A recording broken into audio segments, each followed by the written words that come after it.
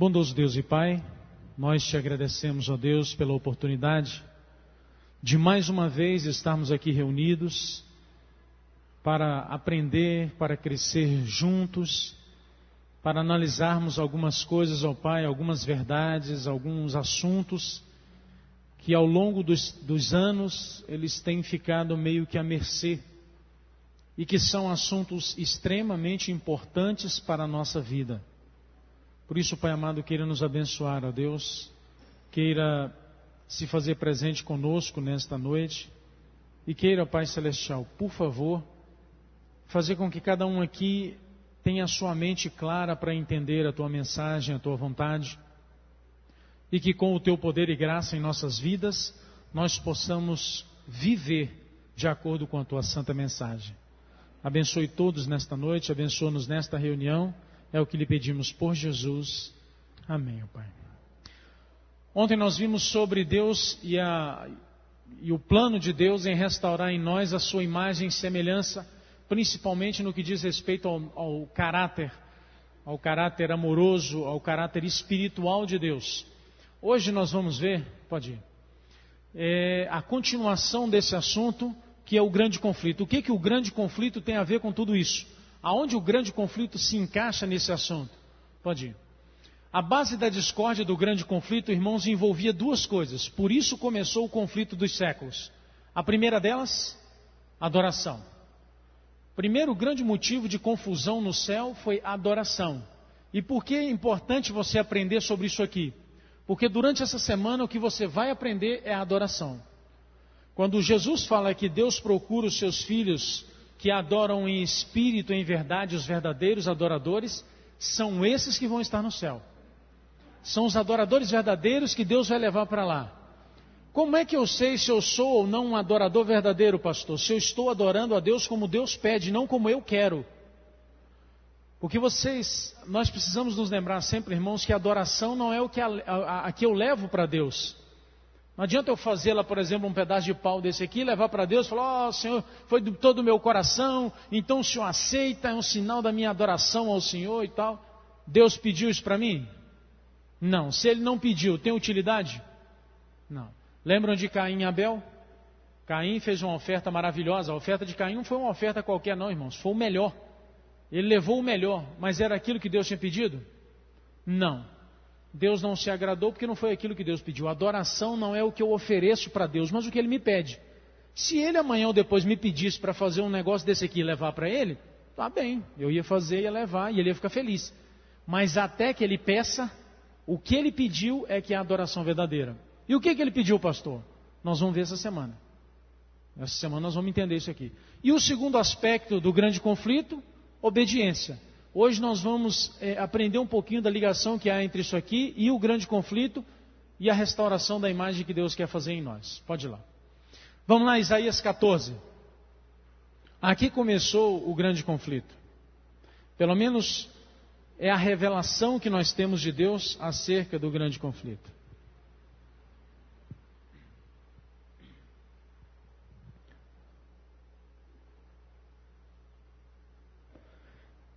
Isaías 14, versículo 12 em diante. Se você quiser ler tudo em casa, nós só vamos ler aqui o mais importante para a gente. Como caíste do céu, ó estrela da manhã, filho da alva, como foste lançado por terra, tu que debilitavas as nações. Tu dizias no teu coração, eu subirei ao céu, acima das estrelas de Deus exaltarei o meu trono, e no monte da congregação me assentarei, nas extremidades do norte. Subirei acima das mais altas nuvens e serei semelhante ao Altíssimo. Satanás, irmãos, ele queria, vocês conhecem a história, eu só vou relembrar, colocar o seu trono acima de Deus. Por quê? Satanás queria ser adorado. Satanás queria que a adoração fosse para ele, que o mundo vivesse em função dele. E aí começou a grande controvérsia no céu, porque a adoração, ela só tem utilidade quando ela é para Deus. Queria ser como Deus. Até hoje, o Espiritismo ainda ensina isso, porque quando o Espiritismo está ensinando que se eu morrer, na próxima encarnação, se eu fiz o bem, eu vou nascer melhor. Na outra, se eu continuar fazendo bem, eu vou nascer melhor. Na outra, eu vou nascer melhor. Eu vou chegar aonde no fim das contas? Eu vou chegar a ser Deus. Vou acabar um dia sendo tão bom que não vou precisar nascer e nem encarnar de novo. Então, a Bíblia não ensina isso. E volta lá. E essa confusão que Lúcifer começou no céu, de querer adoração e de acusar a Deus e uma porção de coisas, chegou até nós, tá bom? Ela veio até os nossos dias. E como é que ela chegou até nós? Vai. A argumentação básica de Satanás. Eram praticamente 4 pontos que Satanás batia na tecla, digamos assim, das acusações contra Deus. Primeiro, que Deus é injusto. Deus é o único que tinha adoração, porque ele também podia ser adorado. Era impossível obedecer a Deus. Esse negócio de seguir a Deus em todas as leis de Deus é impossível. E é interessante que a gente ouve ecos dessas insinuações do inimigo até hoje, porque tem pessoas que dizem que é impossível viver uma vida de obediência a Deus. É impressionante, até hoje essas palavras ainda ecoam pelo universo. Outra coisa que Satanás dizia, os anjos não precisavam daquilo, tudo quanto era anjo era puro o suficiente, não precisava de ter regra para eles, não, eles podiam ser livres. E, logicamente, chegava ao ponto que ele queria, e essa argumentação dele esteve por todo o céu. Se eu governasse o céu, eu governaria melhor. Bom, mas e o que isso tudo tem a ver conosco, pastor? Nós vamos entender, pode ir. Na verdade, o problema de Satanás era esse aqui, irmãos, ó. O egoísmo de Satanás. E aí dali começou a nascer uma série de outros sentimentos e que chegaram até os nossos dias. Vai. Quando essa confusão do céu, de quem adorar e de quem obedecer, se era realmente Deus ou Satanás, porque você pode perguntar assim, esquece o quadro ali, olha para mim. Deus podia ter destruído Satanás ou não podia?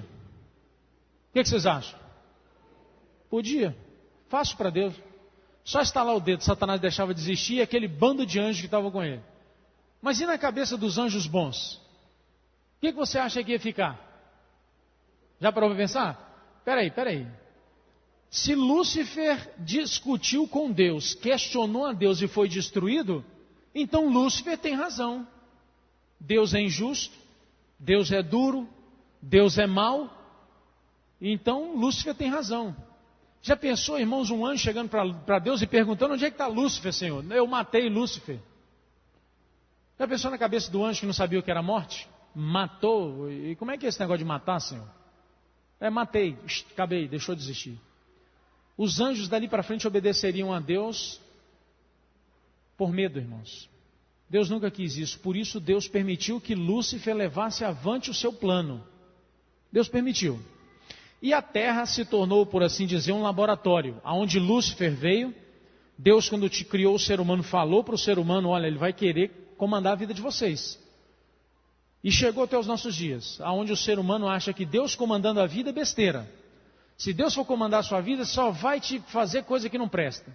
Mas viver do outro lado contra a vontade de Deus, aí que é liberdade. Bom, Deus permitiu.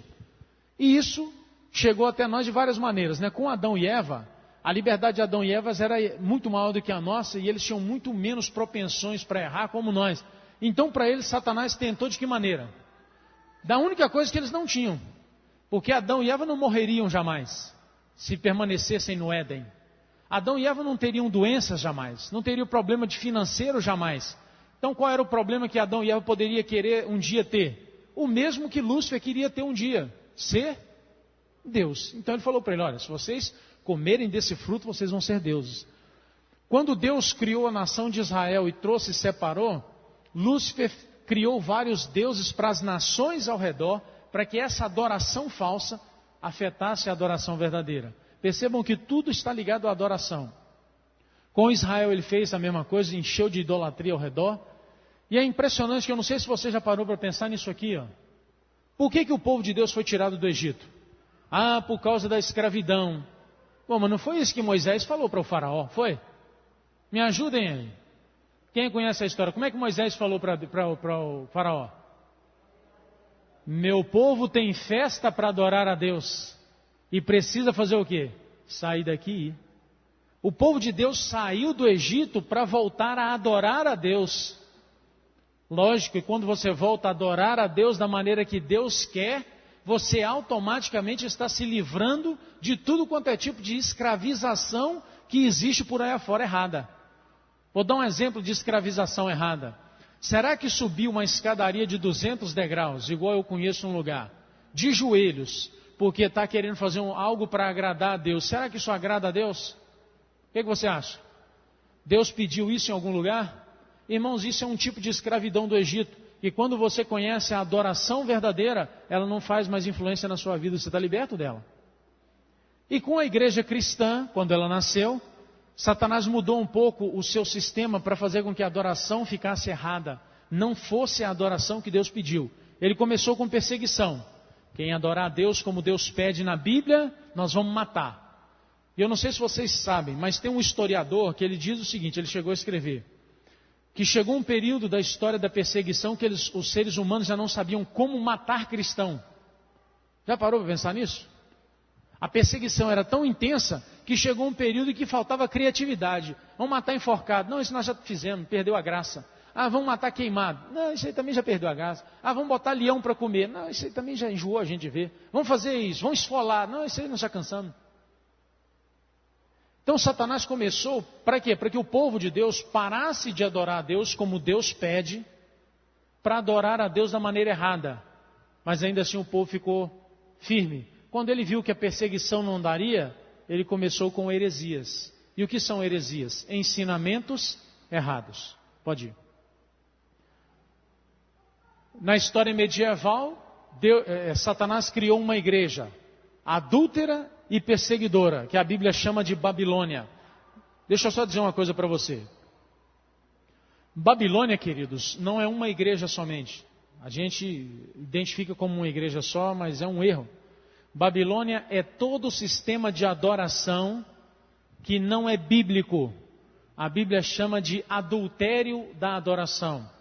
Por isso que a Bíblia fala que deu do seu vinho da prostituição e não sei o que, e não sei o que. Porque para Deus a adoração é como Ele pede. Qualquer adoração que não é a que Ele pede, para Ele é prostituição da palavra, da verdade.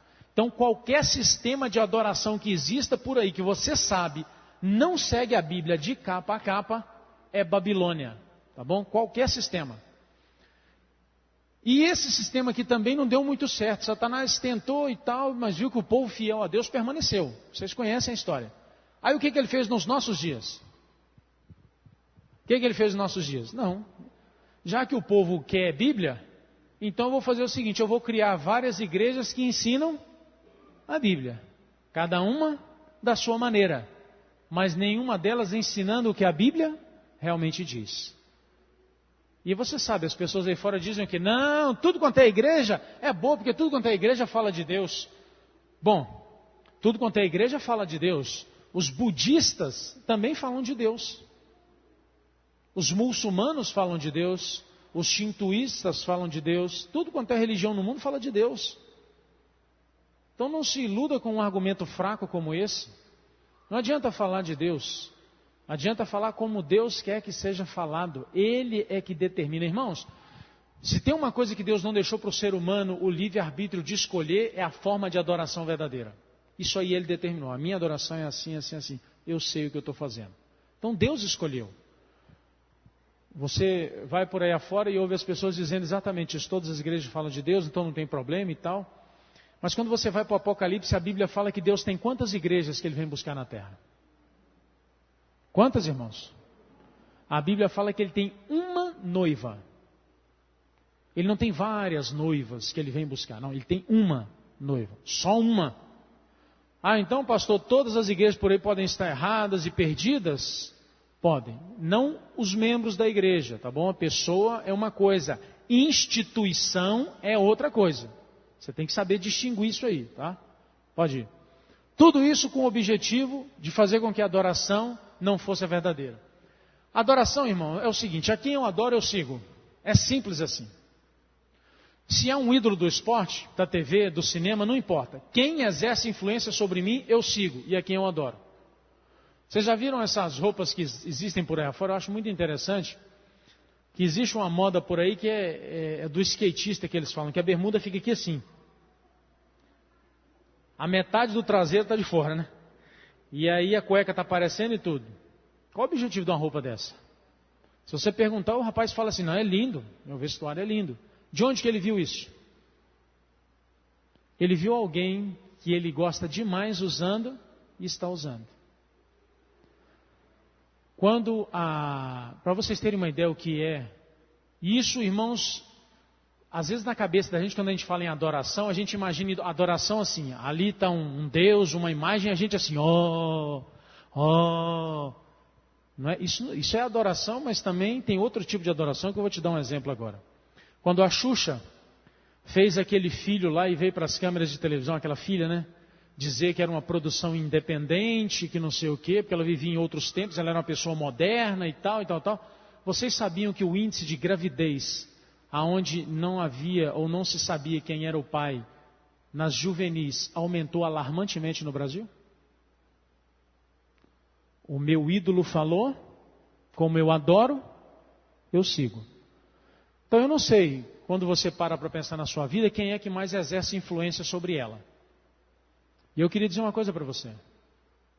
Isso aqui não se restringe à sua vida na igreja. Isso aqui se restringe à sua vida total.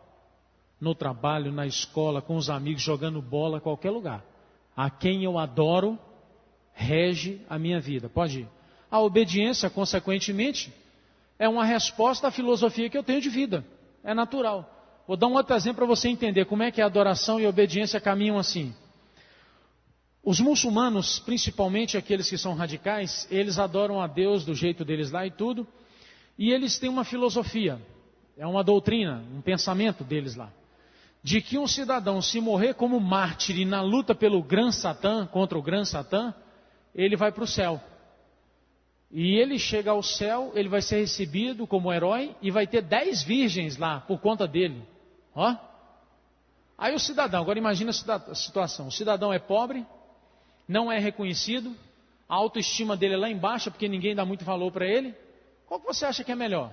Ele continuar vivendo aqui nessa terra ou encher de bomba na cintura, morrer, matar um monte de pecador e ser recebido no céu como herói e ter 10 virgens? Qual que você acha que é melhor? Ó, querido, viver aqui como ninguém e viver no céu como herói, é melhor morrer e viver no céu como herói. E é por isso que eles se enchem de bomba e matam tanta gente. Adoram de uma maneira e obedecem a essa maneira. A filosofia de vida que eles têm os movem a fazer esse tipo de coisa. Para nós é loucura. Na cabeça deles, aquilo é tão certo como essa parede aqui é de cimento, tijolo e tal. Então percebam o quanto que a adoração e a obediência caminham lado a lado. Você vai entender melhor isso aí no caminhar dessa semana, tá? Aí você vai poder responder para você a quem você adora e a quem você obedece. E eu queria dizer uma coisa para você triste nessa noite. Para sua surpresa, não duvide se você terminar essa semana e com toda a sinceridade no coração você disser: pastor, eu achava que eu adorava a Deus e obedecia a Deus. Mas eu estou vendo que eu adoro outra coisa e obedeço outra coisa. Você vai entender melhor no caminhar da semana. Pode ir. Já que a adoração é tão importante, onde é que ela ocorre? Pode dar um clique aí. A adoração ocorre na igreja? Será que é na igreja, quando nós estamos aqui, que nós adoramos a Deus e tal? É verdade. Será que é em casa? Quando eu estou em casa e lá eu me entrego a Deus e consagro a minha vida e canto hinos e tudo? Também é verdade. Mas como é que eu entendo isso aqui? Põe aí. Como é que eu vou entender esse verso aí? Vamos lá para a Bíblia. Pode dar mais um clique. Como é que eu entendo esse verso então, se a adoração acontece na igreja, em casa, como a gente às vezes insistentemente acredita? E é verdade, acontece em casa, acontece na igreja. Mas será que é só? 1 Coríntios 3, versículo 16.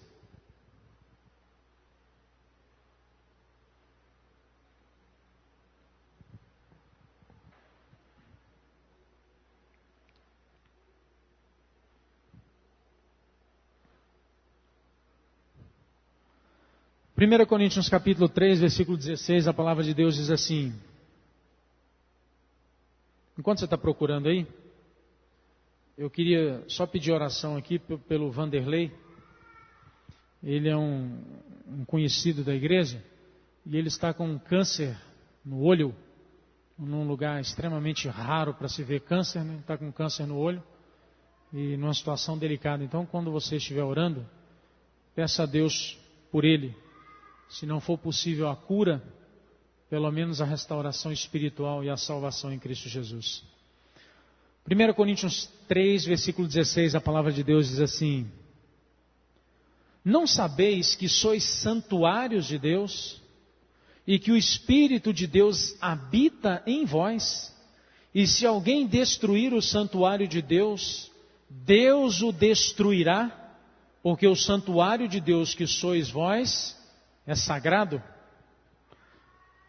Se você, se nós somos um santuário, aonde é que a adoração ocorre, irmãos? Hein? Aonde, irmãos? Por que a gente constrói um santuário? Para que se faz um santuário? Para adoração. Se a Bíblia diz que nós somos um santuário de Deus, aonde que ocorre a adoração em primeiro lugar, queridos? Aqui, ó. Por isso que eu falei que a adoração verdadeira, ela não rege a minha vida quando eu estou na igreja, de paletó e gravata, bonitinho, Bíblia na mão. A adoração verdadeira rege a minha vida todos os minutos dela, porque aonde eu vou, eu sou um templo de adoração a Deus. Tem uma outra parte aqui que eu vou falar mais dela no restante da semana, que é quando Paulo fala: aquele que destruir esse santuário, Deus o destruirá. Isso aí você vai entender melhor depois. Então vamos lá. Olha o que o Espírito Santo nos diz aqui. Ele preparou esta morada viva para a mente, o corpo. Deus preparou para a mente. Ela é primorosamente tecida, um templo que o próprio Deus preparou para a habitação de seu Espírito Santo. A mente rege o homem inteiro. Todas as nossas ações, quer boas ou más, originam-se na mente. Você acha que é por acaso, queridos, que a medicina, por mais que se desenvolva e consiga descobrir várias coisas em várias partes, a mente humana ainda continua sendo um labirinto para a medicina? Eu não sei até quando Deus, até onde Deus vai permitir que a medicina descubra algo sobre a mente. Porque a mente, irmãos, é um local que Deus preparou. O seu corpo, querido, e é interessante a gente aprender isso aqui, porque nós vivemos na cultura do corpo. É ou não é a cultura do corpo? Se o homem é um cara malhado e tal, ele pode não ter nada na cabeça. Ele pode ser igual um balão de encher. Ah, mas ele é lindo e maravilhoso. A mulher, se ela tem um corpo lindo, perfeito, de acordo com as medidas de fora, quando ela abre a boca, pode falar só besteira. Ah, mas ela é perfeita. Vivemos na cultura do corpo, mas essa é a cultura do mundo. A cultura de Deus só existe uma cultura, a da mente.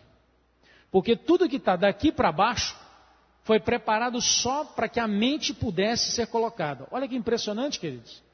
Deus criou uma máquina perfeita dessa aqui só para colocar a mente. Por que, pastor, que a mente é tão importante? Vocês vão entender mais. Pode ir. Pode dar mais um clique aí. Por que a mente é tão importante? Dá para você ler daí, não dá? Então vamos ler juntos? É a mente que adora a Deus e nos põe em contato com o quê? É com a mente que você e eu adoramos a Deus.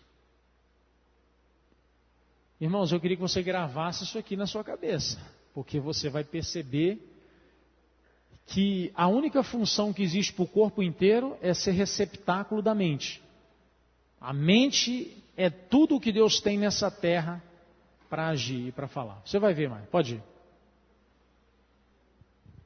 Os nervos cerebrais que se comunicam com todo o organismo são os únicos meios pelos quais o céu se pode comunicar com o homem e influenciar a sua vida mais íntima.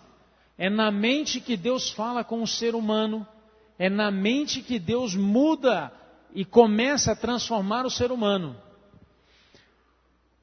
Eu sei que a gente olha isso aqui e fala, mas é o único meio, pastor, e a Bíblia?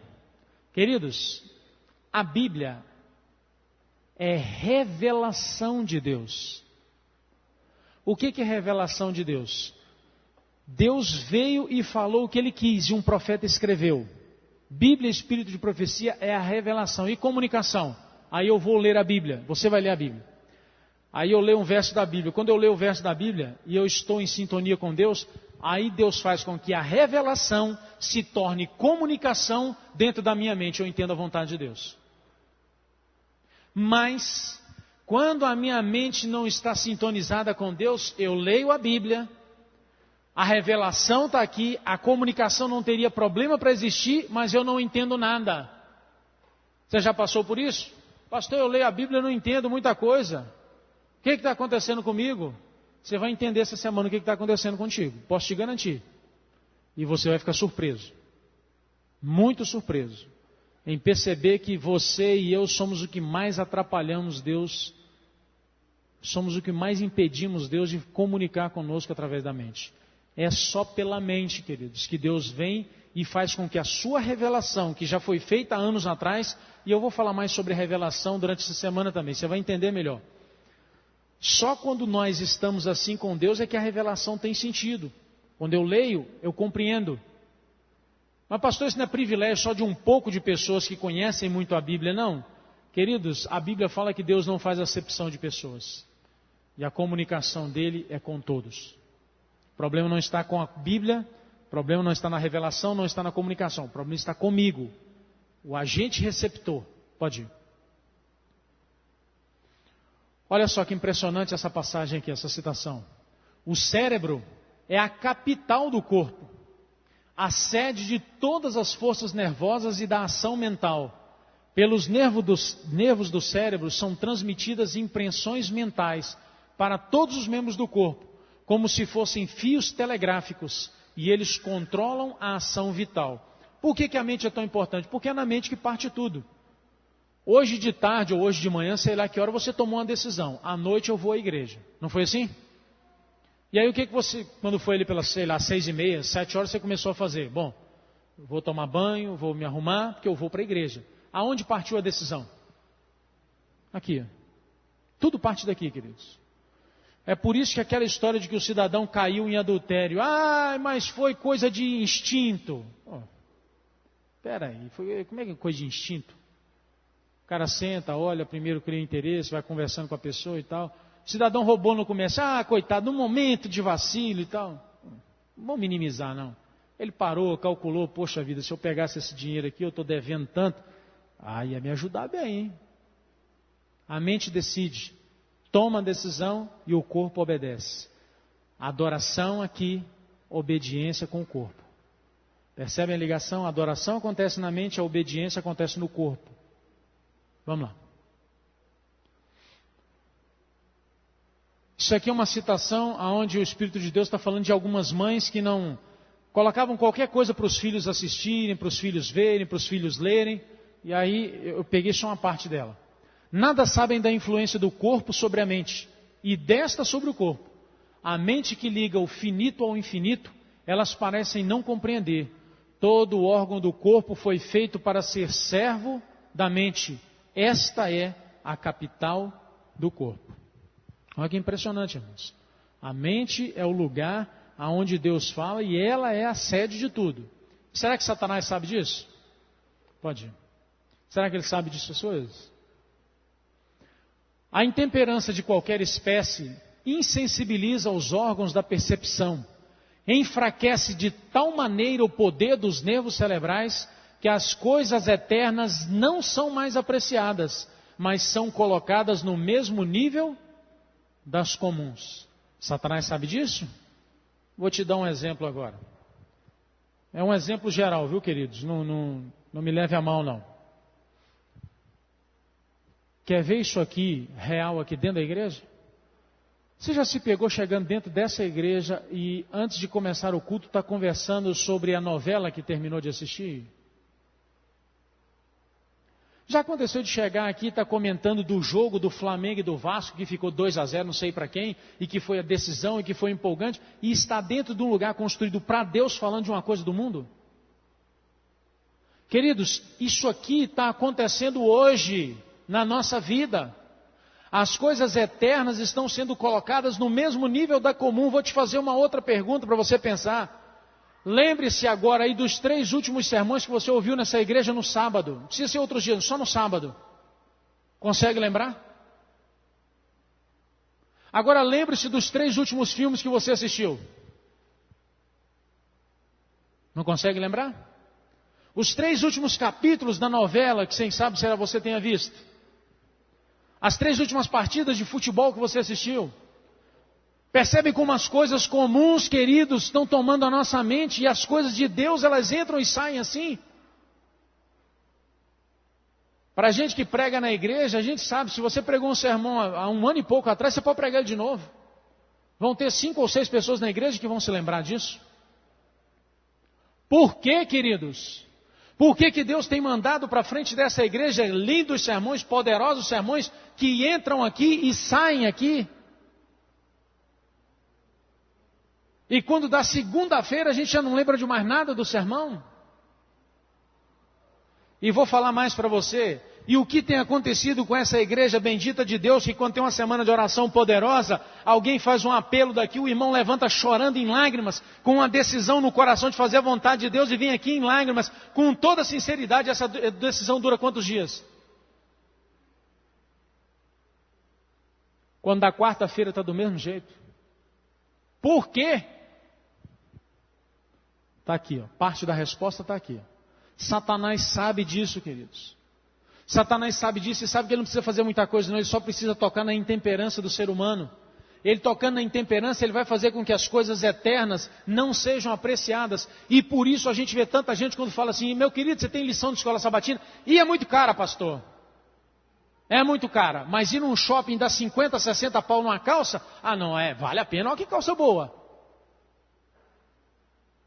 Você tem algum livro do Espírito de Profecia para ler? Ih, não, pastor, esses livros da nossa igreja são muito caros, 40 conto, 50 conto. Aí vai lá e compra uma roupa, um terno, sei lá, 100 e tantos reais, uma saia de 80 reais. Ah, não valeu a pena. Olha que material, que qualidade.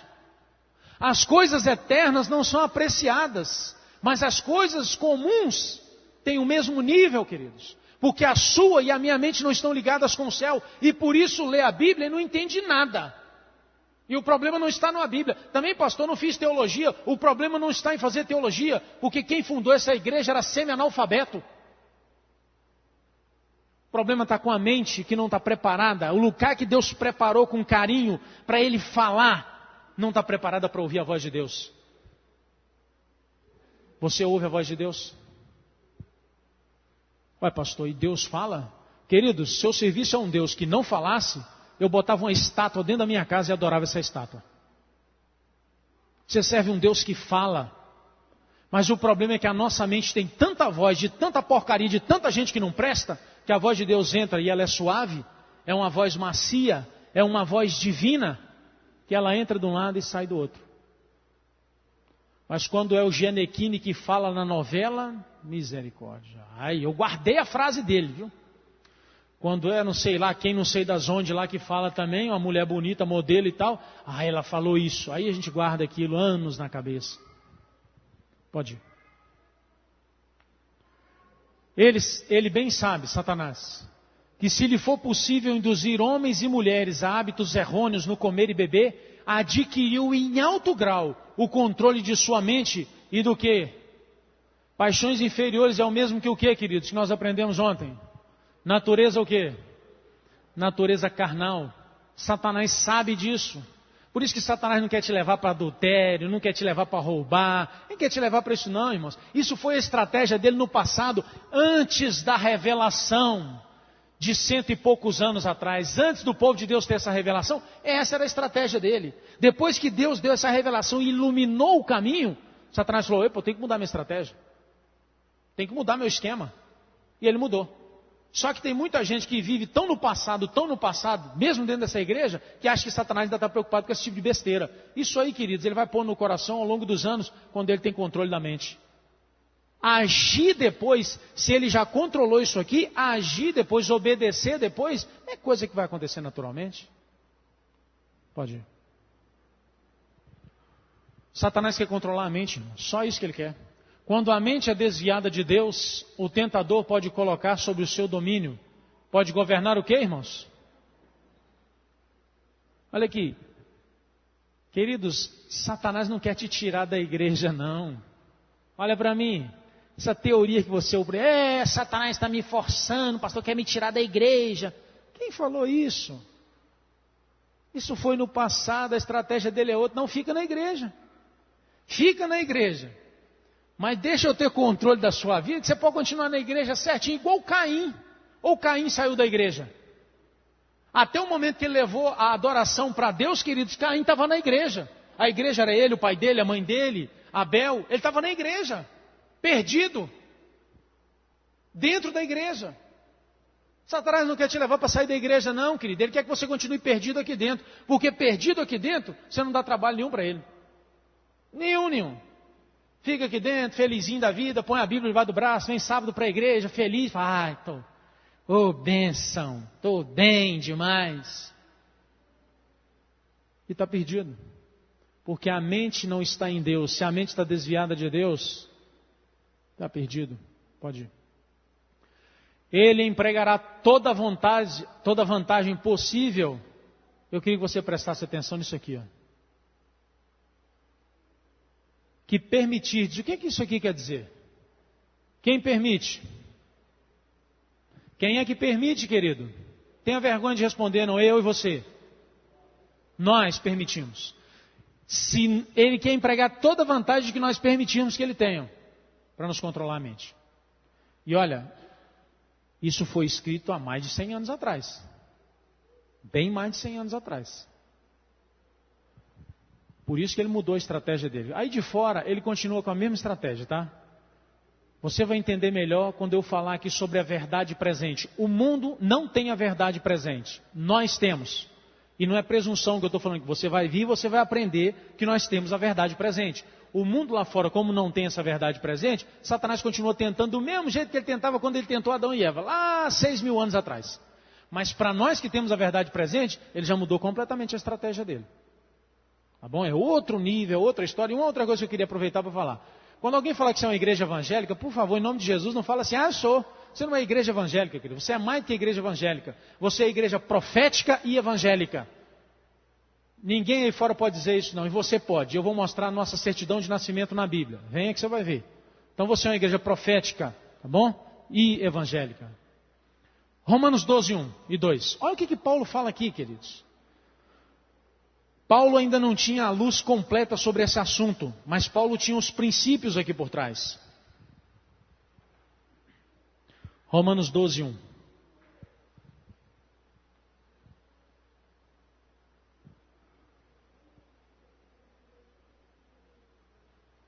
Todo mundo já achou? A Bíblia diz assim: rogo-vos, pois, irmãos, pelas misericórdias de Deus, que apresenteis o vosso corpo por sacrifício vivo, santo e agradável a Deus, que é o vosso culto o quê? Racional só ocorre em um lugar, né? Na mente. E não vos conformeis com esse século, ou com a natureza carnal, natureza mundana, mas transformai-vos pela renovação do que, irmãos? Da mente, para que então experimenteis qual seja a boa, agradável e perfeita vontade de Deus. Voltando para ontem, Paulo está dizendo o seguinte: se apresente a Deus como um culto digno. Para quê? Para que Deus veja em você um culto que é feito com a mente renovada, aonde a sua natureza carnal está sendo cada dia mais derrubada e a natureza espiritual crescendo. Aí sim, você vai entender qual é a santa, perfeita e agradável vontade do Pai. Por que a gente vê tanta gente na igreja se debatendo? Eu não sei qual é a vontade de Deus na minha vida. Você acabou de aprender a resposta aqui. Não sabe mesmo. Porque o culto que ele apresenta a Deus não é o culto que Deus pediu. A adoração que ele faz para Deus não é a que Deus pediu. A vontade de Deus expressa na Bíblia e revelada na Bíblia, ele não entende porque a mente dele não está voltada para Deus. Então ele lê e fala, não está entendendo nada aqui. Queridos, está aqui, Deus está falando isso aqui Deus falou há 2.000 anos, a revelação só veio comprovar. A mente, Paulo já estava falando aqui, querido, a sua mente tem que ser renovada. Você tem que ser transformado, o seu caráter tem que ser transformado. Aí sim você vai se apresentar a Deus como um culto, que é um culto inteligente e é um culto que é agradável para Deus. E aí você vai entender a vontade de Deus. Aí você vai entender a boa, santa e agradável vontade de Deus para a sua vida. Eu não sei como é que você hoje pode dizer com relação a isso que você está ouvindo aqui. Se a sua vida é um culto racional e agradável a Deus. Mas eu espero que no fim dessa semana você tenha tomado a decisão de que, se não era até hoje, possa começar a ser. Vamos lá, tem uma outra passagem aqui que é impressionante. Hebreus 8:10.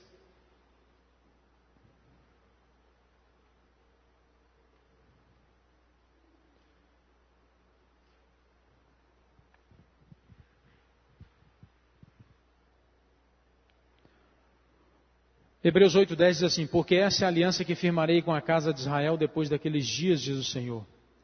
Na sua mente imprimirei as minhas leis, também sobre o seu coração as inscrevereis, e eu serei o seu Deus, e eles serão. É na mente que Deus precisa fazer a obra na minha e na sua vida, porque é da mente que parte a adoração verdadeira. É na mente que Deus faz com que eu e você entendamos a vontade dEle para adorá-lo como Ele quer e obedecê-lo como Ele quer. E o mundo aí fora não sabe de nada disso. E aí, se nós que somos uma igreja para pregar essa mensagem diferenciada, vivemos como todo mundo vive, não faz diferença, queridos. A nossa adoração é tão sem sentido para Deus como a de qualquer pessoa. Vamos lá.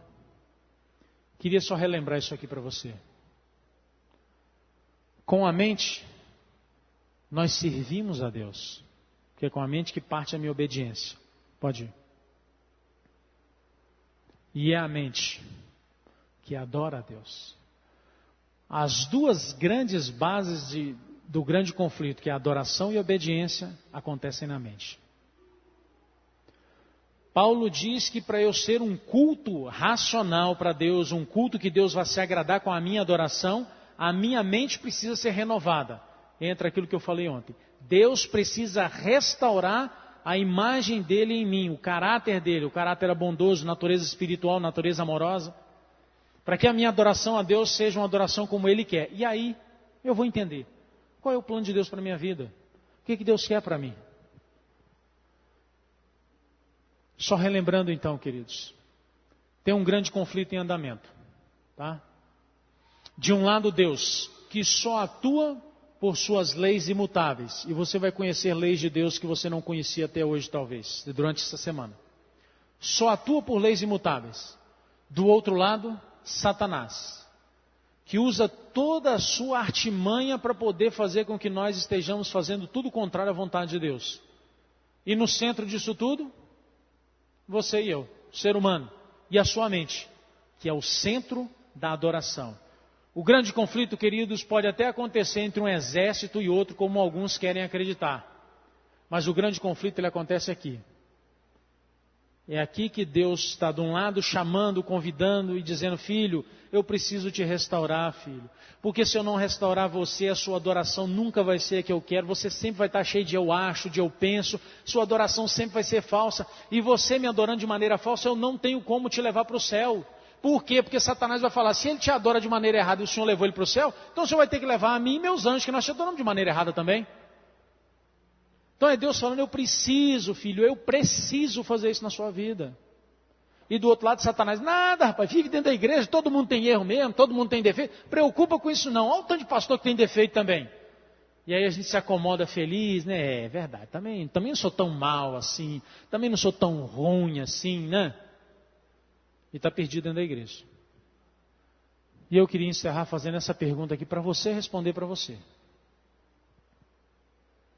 Como é que você está cuidando do órgão que foi feito por Deus para ele se comunicar comigo e com você?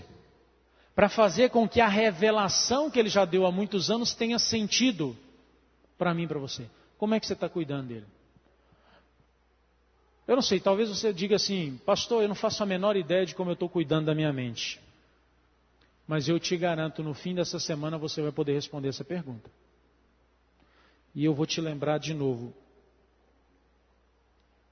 Não conheço a sua vida, queridos, mas eu conheço a revelação de Deus e conheço o que Deus deixou revelado acerca do seu povo que vive no fim dos tempos. E eu não quero que você saia daqui nessa noite triste, não é esse o objetivo não, eu quero que você saia pensando. Mas 90% de todos nós estamos arrebentando com esse órgão precioso que Deus colocou para se comunicar conosco. E durante essa semana você vai entender melhor isso aí. Que Deus te abençoe. Lembre-se, queridos, esse órgão é que controla o resto. Não é o resto que controla esse órgão. A mente é a rainha do corpo. Ela manda no corpo. Ela é que tem que lhe comandar tudo. É ela que tem que ser o centro. Mas infelizmente em muitas vidas por aí, a mente é o último lugar para se tomar decisão. Só se toma por impulso, só se toma por instinto, só se toma por sei lá o quê. Então pensa nisso. Amanhã nós vamos continuar. Como eu falei, os temas são uma sequência.